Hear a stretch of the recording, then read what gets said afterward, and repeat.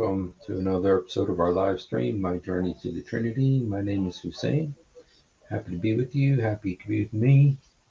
Man, I got so much stuff over here. Yeah, I gotta clean up. So, hope you're having a good day and a good night. Hello, Tiger. Oh, hey, knock, knock, knocking on heaven's door. That was one of my favorite Bob Dylan songs, pre Born Again Bob Dylan song. Yeah, he he got saved. When he got saved, he did three albums that were Born Again albums. Saved, uh, Slow Train Coming, and Shot of Love. And uh, and then his next album was Infidel. He kind of turned away from doing Christian music because he didn't want to lose his old fans. I've heard that he still is with the Lord, even though he's not doing Christian music anymore. So I don't know what the story is, but he had a powerful encounter with the Lord, and knock, knock, knocking on heaven's door was before. It was right before he got saved. So knock, knock, knocking on heaven's door. Yeah. And then Guns N' Roses did it too. So yeah. Well, about this honest Muslim. Okay, this guy is actually, he was not originally a Muslim. He was something else. He was Greek Orthodox or something. And then he became a Muslim. And and it was during his, it was after he started learning about Islam and stuff, he noticed that Muslims started using this crazy uh, scientific miracles thing. And he talks a little bit of how that started, which I thought was very interesting. I read in his article, he wrote an article about it. And he wrote articles about why it doesn't work and why this, you know, and of course, um, we all know this. If you have ever wondered why Dole apologists lie so much, it's because on a rare occasion that they tell the truth, this happens. One of the reasons I accepted Islam was the scientific miracles. I'll be honest with you. And now we know that this whole scientific miracles was absolute nonsense. You're going to have to repeat that. Now? So Ali Dawa did us all a great favor, kind of threw the whole thing away, threw out the baby and the bathwater. Actually, there was no baby there, just bathwater. But so anyway, but this guy was kind of like pre Ali Dawa, and became very critical of the whole scientific miracles Dawa method. And so I just wanted to look a little bit at it. I thought some of the stuff he said was interesting. So let's see what this guy. Again, this guy's name is Tsortsis. Very Greek name. I think it's Majid Tsortsis. And so, let's just look at a couple things he has to say here. Since the 80s, there has been a growing movement of Muslim academics and apologists using science to establish the miraculous divine nature of the Quran.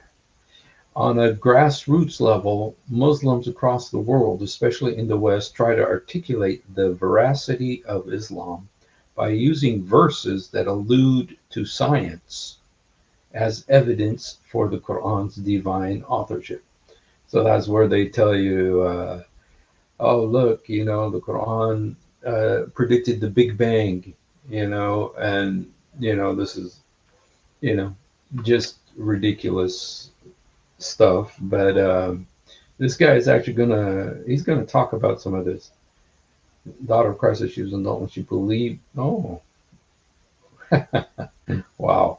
Not me. I was, of course, I got saved 1978, so before this, and I wasn't really paying attention to Dawa back then either. So I mostly learned what I learned in school in the Middle East, and okay, let's look at what this guy says. The first was the publishing of the book The Bible, the Quran, and Science in 1976, written by Maurice Bucaille. And the second was 1980's video This is the Truth, produced by Islamic scholar Abdul Majid Zindani. Dr. Bucaille's book argued that there were no scientific errors in the Quran and that the Bible was full of scientific inaccuracies. Dr. Bucaille's book, of course, became a bestseller in the Muslim world, and it was translated into so many languages, even though the book has faced lots of academic criticism. So this guy, Bucaille, I bet you, nah, I don't know, but I bet you there's some money involved that got him. He wrote this book and it became a humongous bestseller around the world. It's made. And so, back again, was writing an article on Christian Muhammad making flood control measures in Mecca. Yeah, should have had some sewage infrastructure too. So, he was paid for his work. Okay, Andrew Martin here is telling us that Bucaille was paid for his work. Well, whether he was paid or not, the thing caused a earthquake and gave Muslims something new to do dawah about. But a lot have come to the realization that it's ridiculous and it's a faulty argument. Like Ali Dawah, our friend Ali Dawah, I guess I need to just. If you have ever wondered why Dawah apologists lie so much, it's because on a rare occasion that they tell the truth, this happens. One of the reasons I accepted Islam was the scientific miracles. I'll be honest with you. And now we know that this whole scientific miracles was absolute nonsense. You're going to have to repeat that. So thank you, Ali. I gotta replay. This is he gave us a shortcut, by throwing the whole thing under the bus. So, but I thought it was very interesting to see. Well, how did this thing start? It started with Bucaille's book.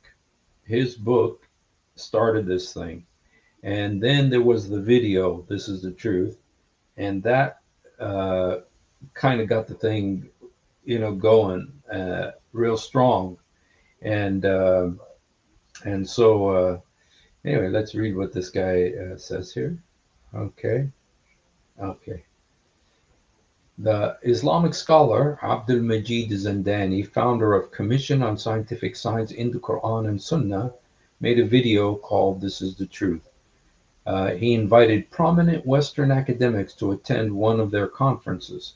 During the conference, Zindani claimed that a group of eminent non-Muslim scholars in several fields testified to the fact that there were scientific miracles in the Quran. However, the commission received criticism that it had spread out of context and misleading statements to justify its narrative. Relatively recently, an atheist video blogger and commentator personally contacted some of those scientists who had attended the conference and conducted interviews with them. The interviews were recorded and uploaded on YouTube. All of the science, all, as in ALL, all of the scientists he interviewed claimed that their statements had been taken out of context and that there is nothing miraculous about scientific statements in the Quran. So some guy went and interviewed all of these scientists. Every single one of them said they misquoted us, they misused our words, and then finally they said there's nothing miraculous scientifically in the Quran. All of them said that. After how many people were deceived? including the Muslims. You know, that it just shows you how a little lie can be cause so much problems. A significant number of apostates from Islam, many of whom I have had private conversations with, cite the counter movement's work as a casual factor in deciding to leave Islam. Now, when he says counter movement, you see, the first of all was the movement, which was Bukale's book, the video, This is the Truth, and all the stuff that they were propagating there. That was the movement. The counter movement was all of the huge tsunami of information showing that this scientific miracles is absolutely preposterous and not at all credible. If you have ever wondered why Dawah apologists lie so much, it's because on a rare occasion that they tell the truth. This happens. One of the reasons I accepted Islam was the scientific miracles. I'll be honest with you. And now we know that this whole scientific miracles was absolute nonsense. You're going to have to repeat that. So, thank you, Ali. We really owe Ali. So, hello, John Scott. Hello. If there's any Muslims here who'd like to come up, we welcome you. If you want to disagree with what I'm saying, if you believe that you have proof that the Quran is a scientific miracle book, here's the link. You're welcome to come up.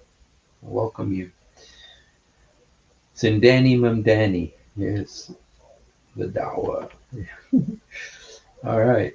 So let's. So lots of so-called converts, just like Ali Dawah, they found out. You know what? They became Muslims. Ali Dawah said he became a Muslim, even though he was Muslim before, but he really became Muslim when it was because of the scientific miracles, because of Ducale's book, maybe because of the videos. But then he found out it's all baloney. But he decided to stay with Islam. He decided to stay, but a lot of Muslims decided not to stay with Islam, but to leave because they felt they were lied to. So, okay. So let me just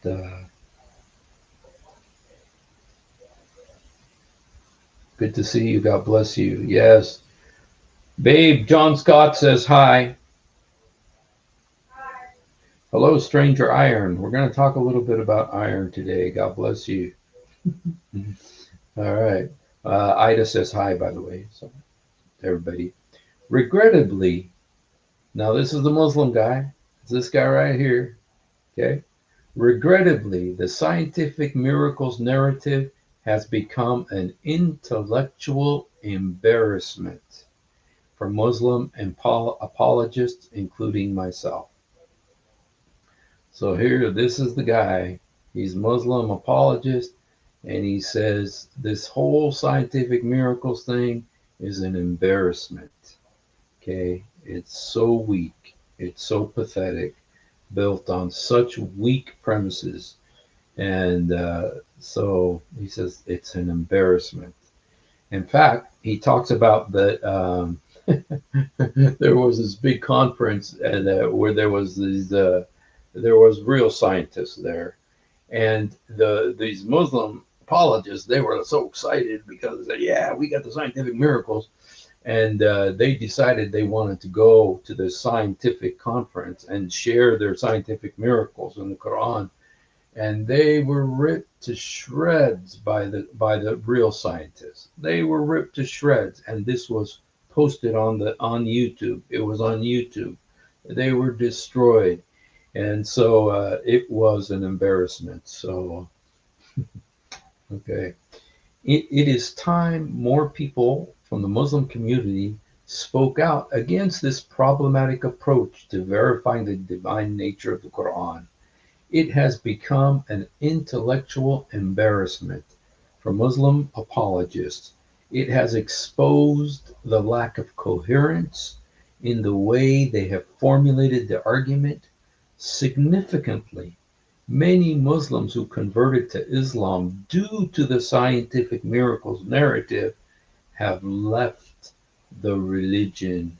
Have left the religion. Let's hope this guy's not. If you have ever wondered why dull apologists lie so much, it's because on a rare occasion that they tell the truth. This happens. One of the reasons I accepted Islam was the scientific miracles. I'll be honest with you. And now we know that this whole scientific miracles was absolute nonsense. You're going to have to repeat that. Now we know that this whole scientific miracle. So now he stayed with Islam. Let's hope not for long, but a lot of them, many Muslims who converted to Islam due to the scientific miracles narrative have left the religion due to encountering opposing arguments. So they came based on this false premise of the scientific miracles. They found out the truth and they left.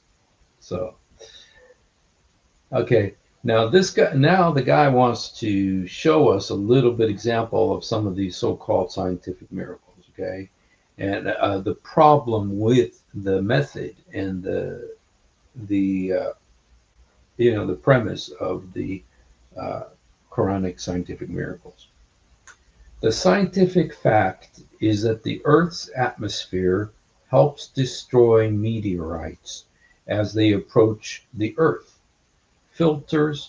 It filters harmful light, rays, protects against the cold temperatures of space, and its Van Allen belt acts like a shield against harmful radiation. The Earth's atmosphere can be attributed as a protected roof. Okay, now this is the scientific fact, you guys. This is actual scientific knowledge, okay? That the Earth's atmosphere can be attributed as a protected roof.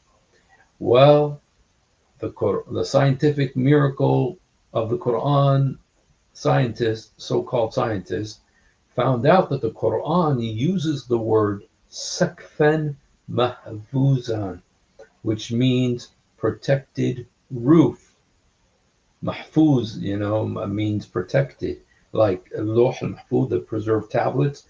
Well, this is sakf in Arabic. In Arabic, the word roof is sakf, sakfan. Here it's sakfan mahfuzan. Okay, so it uses the word roof to talk about the sky. But you guys go find out what they mean when they say that it's a roof. They believe it's a real roof. Okay, I mean that's what Ibn Kathir says. It's a real roof. But what did the Muslims do? Okay, Therefore, the Quran is describing the functions of the Earth's atmosphere. Because see, he's trying to point out this method that they use. Okay. Van Allen says that there's this Van Allen belt that the Earth's atmosphere acts like a protective roof. Okay, that's over the Earth because it protects us from the sun's rays, protects us from the cold, protects us from meteorites, protects us. Well, and so it's almost like a protective roof, the Earth's atmosphere. Well, the Muslims saw that the Quran says that the sky is a roof, literally a roof. Okay, and so they said, "See, it's a scientific miracle." That's the way they deduce that there's a scientific miracle. Okay, and so therefore the Quran is describing the function of the Earth's atmosphere. See, and just it's so flimsy, but it's because of one word, roof. The one word, roof. Okay, and and he doesn't even say, Van Allen is not saying that it is a roof. It says it acts like a roof protecting us. But in Islam, it is a roof. It's a literal roof. Okay, just read what Ibn Kathir says about this verse. And so, anyway, that's how you come up with so-called Quranic scientific miracles. Okay. All right. All right. 12, 13 here.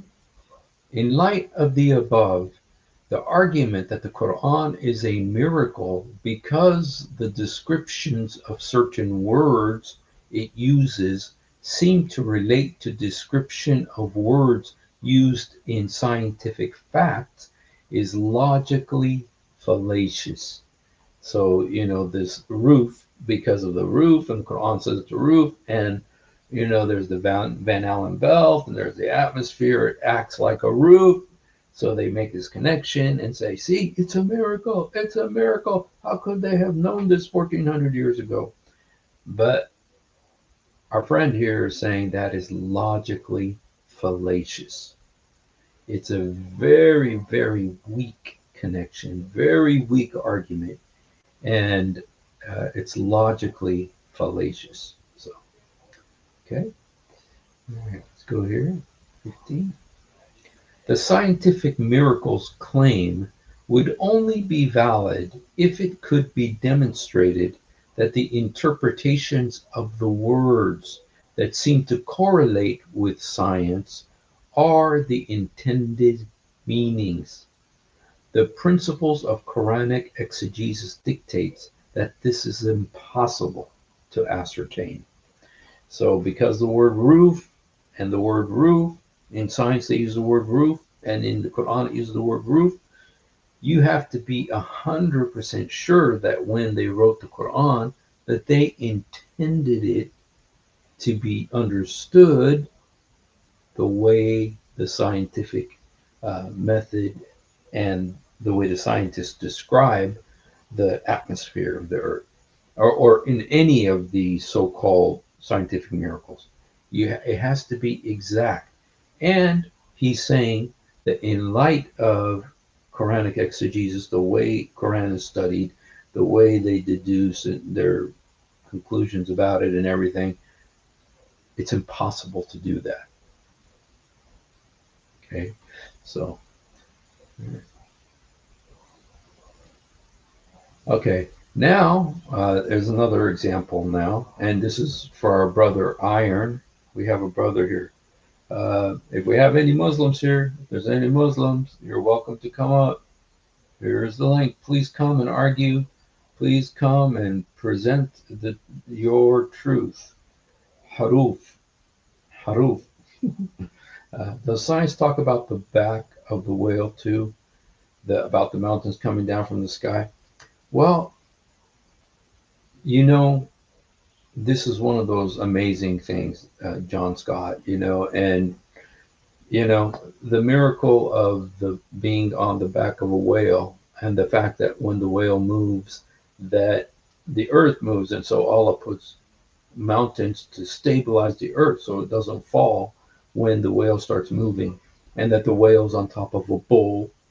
Didn't you see the pictures when those astronauts went to the moon? Didn't you see those pictures of the whale and the bowl and the water under the earth, that they were carrying the earth on their back? Yeah. So there is photographic evidence, my friend. And by the way, just so you know, according to the hadith, that whale and that whale's name. Okay, I'll give $5. $5 to whoever can tell me the name of that whale. $5. Yeah, right. Who can tell me the name of the whale? Who knows the name of the whale? Ah, Fred the whale. No, it's not Fred Flintstone. The Noon. Noon. The whale's name is Noon. Okay.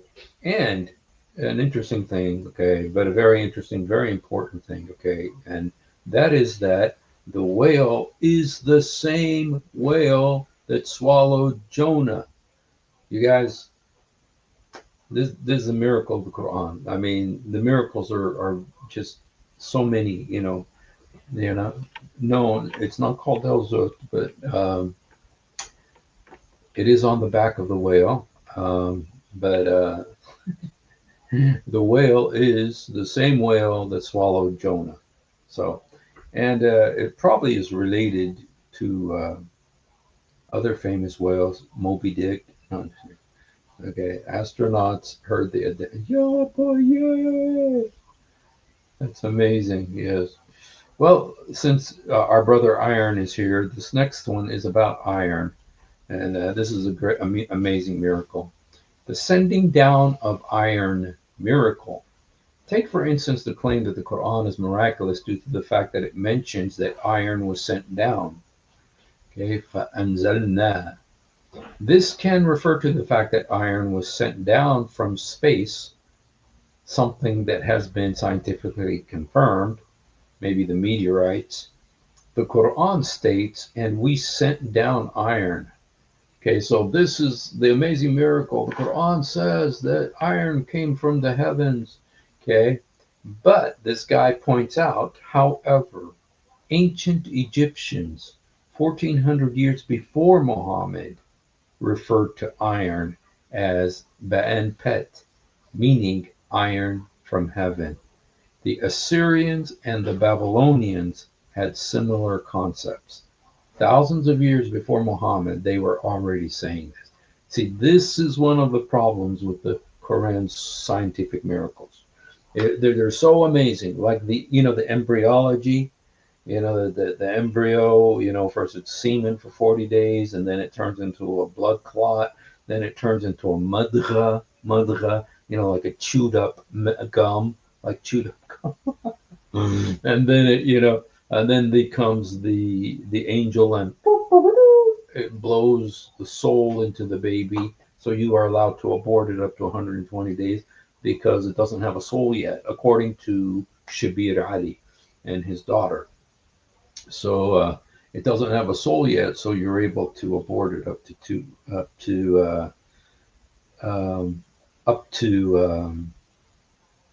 120 days. So, and in some cases, Shabir Ali says beyond. So, Tutankhamun's blade was made from a meteorite. He was the first Muslim. Well, it does say that Pharaoh was the first Muslim. It doesn't. I don't know about King Tut though. How did the iron become a core element in our bodies, essential for our survival? Allah tossed down the iron before or after Adam. Yeah, but yay! The Quran says not to ask too many questions, my friend. So, al-hut, the great fish. Hut actually means whale, and the Bible doesn't say whale. The Bible says a great fish, but Muhammad was not illiterate. So, okay. So anyway, back to the iron. Okay, it can't. This is the same situation here as with the embryo. This embryo thing that's in the Quran. How did they understand that? It was nobody ever heard about it 1400 years ago. Yeah, they did hear about it 1400. They heard about it 1,000 years before. Okay, there was a guy named Galen. Okay, he was a Greek physician, and he had already drawn up these incorrect stages. The stages were incorrect even in Galen's time, but according to they said that this is Muhammad made it the word of Allah. Okay, Galen, he was a scientist, a doctor, and he researched and he came to his conclusions. But Muhammad made it the word of Allah, and so it's the word of Allah now in the Quran. And there's even a stage in the amazing, because Muhammad was a polymath. He was a biologist. He was a marriage counselor. He was a psychologist. He was an astronomer. He was just a scientist and a polymath. He did everything. Okay, and a poet and a thief. Oh, I mean, a poet and a writer, and so of course he's going to understand how embryology works. Of course he's going to. And in the Quran, there's this miraculous thing. It says, كسونا العظم باللحم. Kasona, that means we covered the bone with flesh. So according to Muhammad, one step of the embryological development of the child is the skeleton. There's actually a little skeleton, and then Allah puts flesh on the skeleton, on the bones.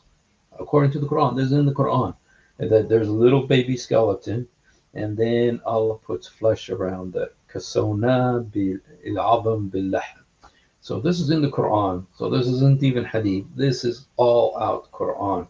That Allah puts flesh around the bones. So there's actually a stage in the baby's development where it is a skeleton, guys. Yo, fun, yay! It's actually a skeleton according to Islam. So, but Muhammad was an embryologist, and his wisdom is so the congealed blood. Yes, yes, Galen was the first Muslim. So. But you know what? I have a friend of mine who was in Egypt. He was like the leader of the opera in Cairo. He was like the leader of the opera in Cairo. He was a very important person in the musical realm in Egypt, and but he was also very interested in Islam and then one day he read that verse in the Quran where it says, "Kasawna al-'adham bil-lahm." We covered the bones with flesh. So there were just this little skeleton, baby skeleton. Then Allah put flesh around it, around the bones, and he read that, and he said, "Dude, I studied in college. That doesn't happen. That is absolutely wrong." And because of it, he left Islam. And he has become a really great preacher. He's a TV preacher. And I worked with him I've worked out with him on television. And he's a pastor now, and a bishop. So praise the Lord. So Allah didn't appear to me in that shape that I would recognize. So I just believed. Yes, halal opera. Well, Egypt is the Egypt is the Hollywood of the Arab world. The way Hollywood has the music and the movies and TV, all that stuff. That's the way Egypt is for the Arab world. So they're allowed. Music is not haram for Egyptians. So unless you're with the Muslim brother, the Obama Brotherhood. So okay, so. I'm going back here. I've been listening. God bless you, Just Janice. The Lord bless you. So, okay, let's go to 17 here. Okay, now this is another one, and Zakir Naik, my goodness, he uses this. It says, the moon being a borrowed light miracle. Another example is the word used to describe the moon's light. The word used is nuran, which means a borrowed or reflected light. It says in the Quran, "It is He who made the sun a shining light, and the moon a derived light, and determined for it phases, that you may know the number of years and the count of time. Allah has not created this except in truth. He details signs for people to know." The claim made by the scientific miracle advocates is that no one at the time or even before knew that the moon did not emit its own light. In light of history, this is not true. In other words, it's a lie. Around 500 BC, 1200 years before the Quran, Thales said, "The moon is lighted from the sun." Anaxagoras in 400-500 BC asserted, "The moon does not have its own light, but light from the sun."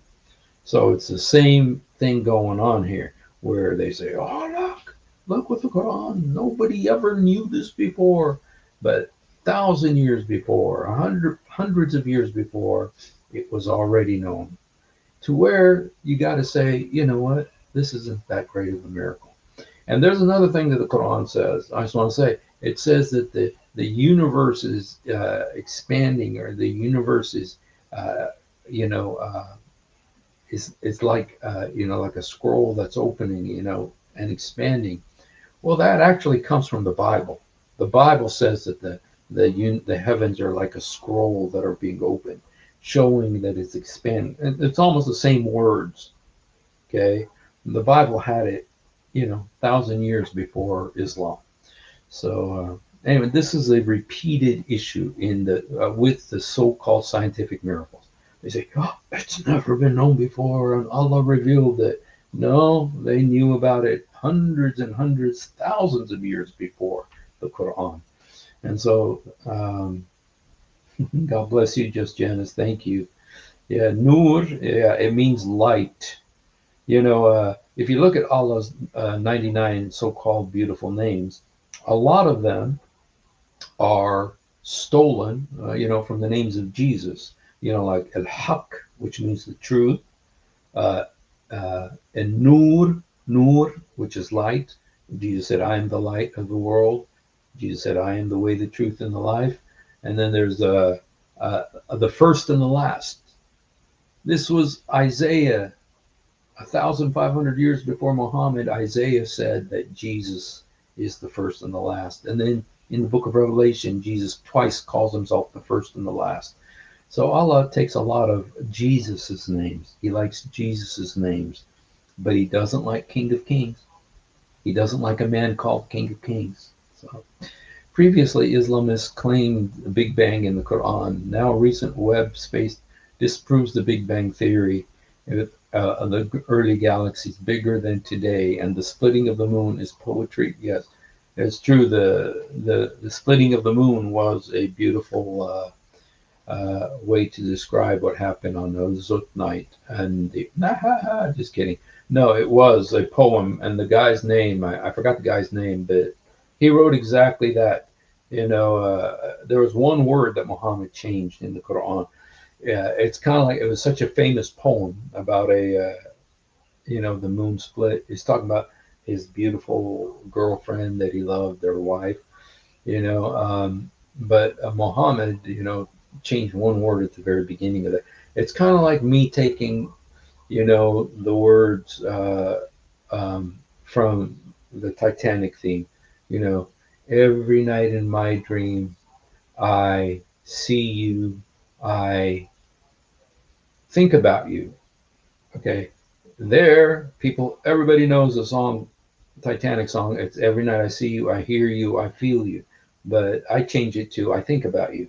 Okay, so it's like I stole everything except for I changed one word.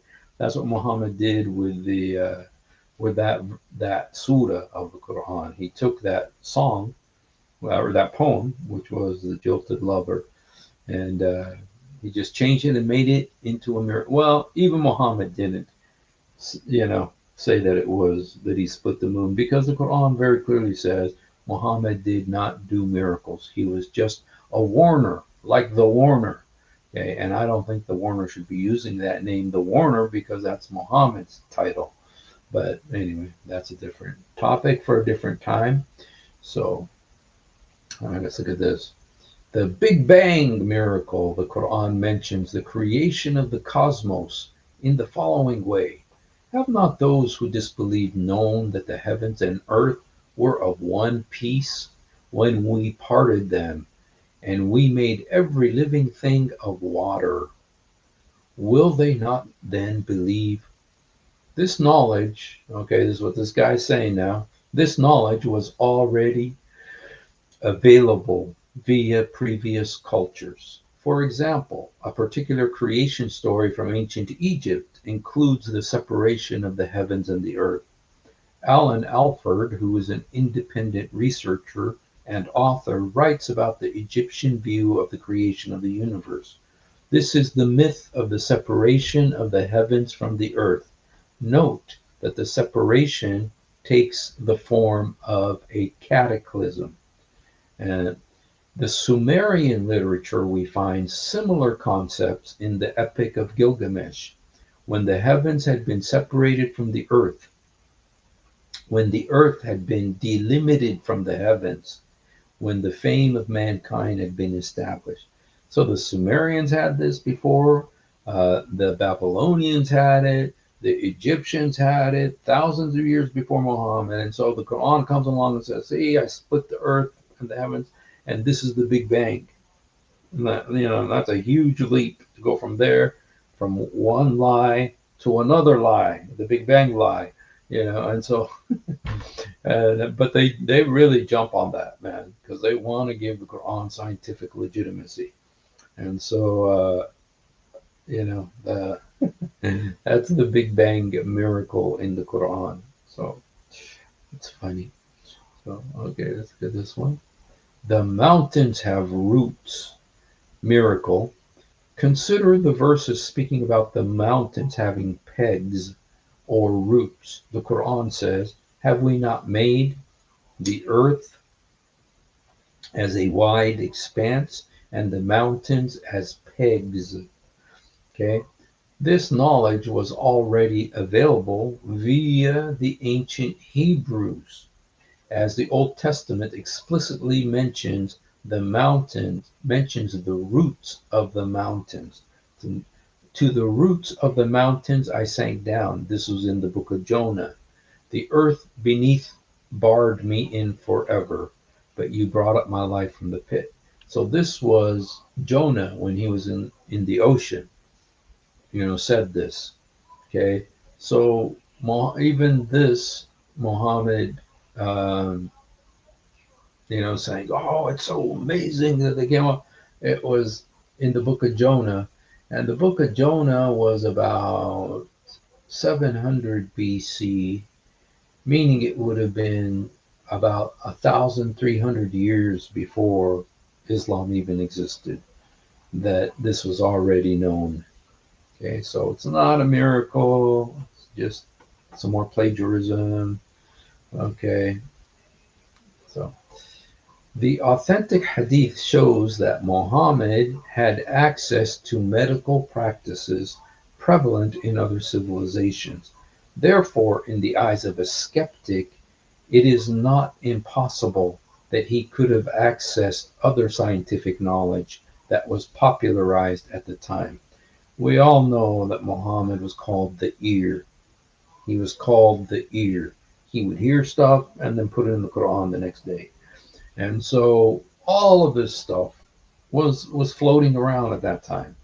The Greek knowledge of medicine, the Christian Gnostic Gospels, the infancy Gospel of Thomas, the Talmud, the Midrash, and then the Jews who were there in Medina, in Ithrib, before he exiled or killed them. And so he had access to all this. It was there. And plus, he traveled a lot. Muhammad traveled a lot. He traveled to Syria, remember, with his uncle. And he was always traveling for Khadija, his boss, his wife. And so he had the opportunity to hear a lot of this stuff. Okay. And he wouldn't ever get anything right. But he would get enough to where you know where this came from. For instance, the story about Jesus talking as a baby. Well, that was in the infancy Gospel of Thomas. That was around a few hundred years before Muhammad, and so it was there. It was circulating. He heard it, put in the Quran as the word of Allah. Okay, so. Okay, the authentic hadith shows that Muhammad. Okay, sorry. It is important to note that 7th century Arabian economic life was based around trade and commerce. Traveling as far as the Far East was a common occurrence. Therefore, it is not impossible that there was an exchange of popular scientific practices, and ideas. The historian Ira M. Lapidus, in his book, The History of Islamic Societies, clearly states that the Arabs in Mecca were established traders traveling far and wide. By the mid-6th century, as heir to Petra and Palmyra, Mecca became one of the important caravan cities of the Middle East.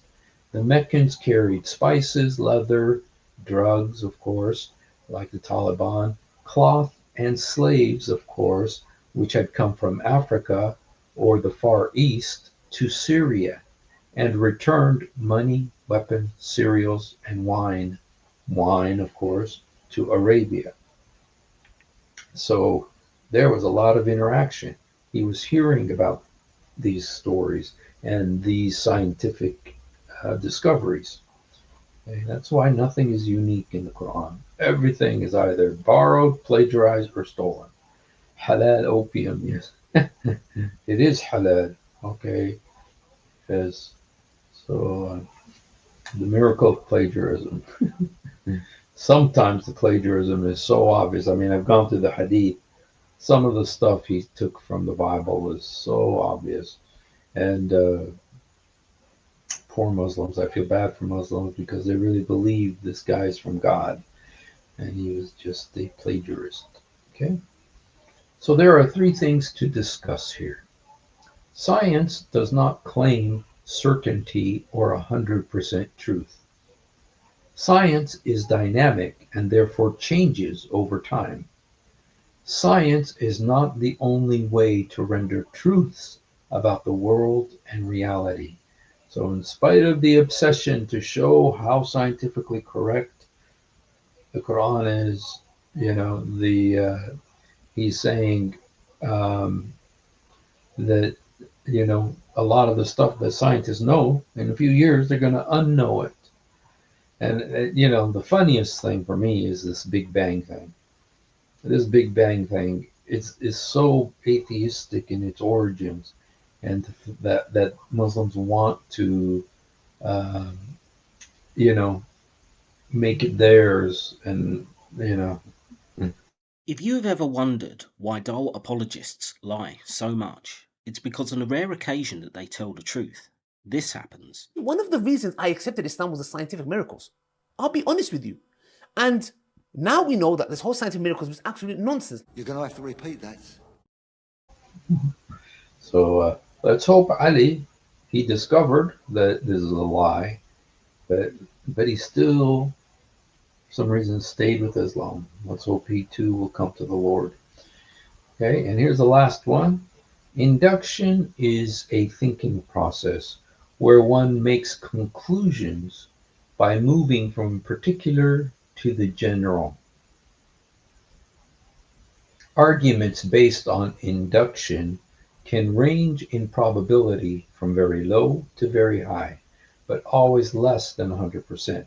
Here's an example of induction. I have observed that punching a boxing bag properly with protective gloves never causes injury. Therefore, no one will be injured using a boxing bag. Okay, so you go from the particular to the general, and you make it general. From the particular, and you make it general. And this is what a lot of the so-called scientific miracles advocates, that's what they're doing. They're going from the particular to the general to try to miracleize a book that is clearly not a miracle. So, all right, well, that was kind of what I wanted to share tonight, you guys. And here's the bird in case. Hey, baby. Hi. Hey, baby. Where's your mama? Where's your mama?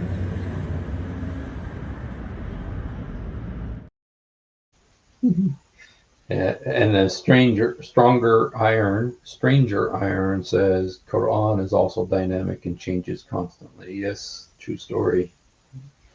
And here, one last time, I'm going to put on the link for whoever wants to. If there's any Muslim who would like to come up, you're welcome to come up. And if you're a miracle Muslim, you believe in the scientific miracles, please come up and tell us why you believe it. And what do you think about this guy's a Muslim? Okay, it's not like this guy is a this guy right here, he's a Muslim, and he's just saying that this is a pathetic lie. It's very weak, and it's an intellectual embarrassment. Intellectual embarrassment. And so, that canary, it was lost. I felt so bad for it. I was afraid a cat was going to come eat it or something. I tried to save it, but it kept running away from me. For example, Surat, let's see what, Surat Dariyat, nobody claimed to about,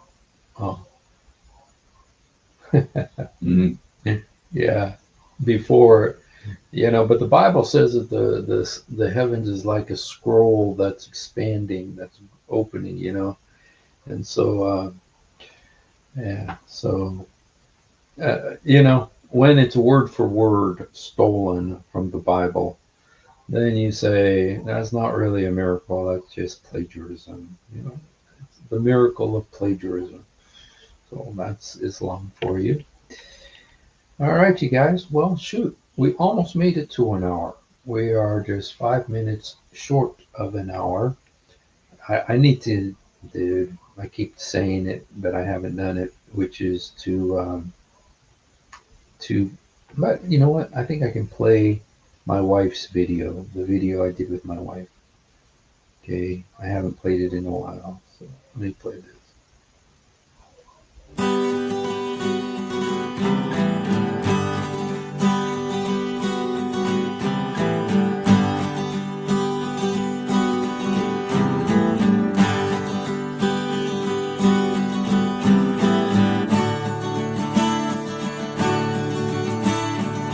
Did you mean what you said? Did you mean what you said? Can I rest my head? Can I rest my head on your everlasting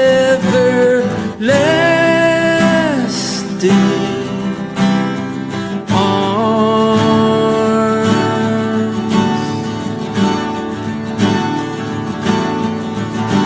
'Cause I've been hearing sounds here and all around about a friend so kind, with shoulders stronger than mine. I saw the sign, neon yellow, flash through the night just like an arrow. I saw the words, I saw the light, but I did not know what it means. Just one look at you, I started to live, and how I needed what you had to give. And in the glow of the green and the red, I understood what it said. Come unto me if you're tired and you're weak. Come unto me if you're tired and you're weak. And I, ooh,